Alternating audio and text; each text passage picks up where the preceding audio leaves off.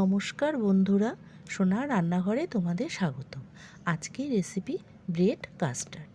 প্রথমে কয়েক পিস ব্রেডের সাইডগুলো কেটে নিয়ে 3 কোনা আকারে কেটে নিলাম।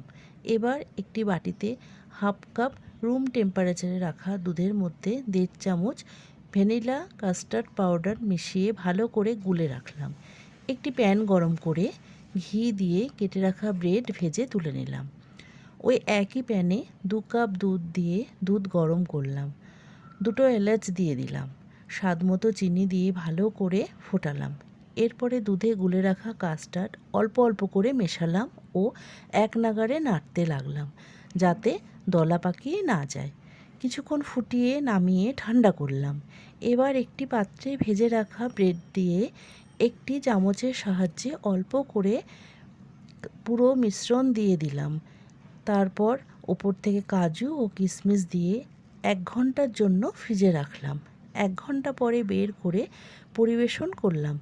তৈরি হয়ে গেল গরমে প্রাণ জুড়ানো ঠান্ডা ঠান্ডা ব্রেড কাস্টার্ড। আমার এই রেসিপিটি যদি তোমাদের ভালো লাগে তাহলে প্লিজ একটি লাইক ও সাবস্ক্রাইব করে দিও। তোমাদের একটি লাইক ও সাবস্ক্রাইব আমাকে এগিয়ে যেতে অনেক সাহায্য করবে। ধন্যবাদ বন্ধুরা।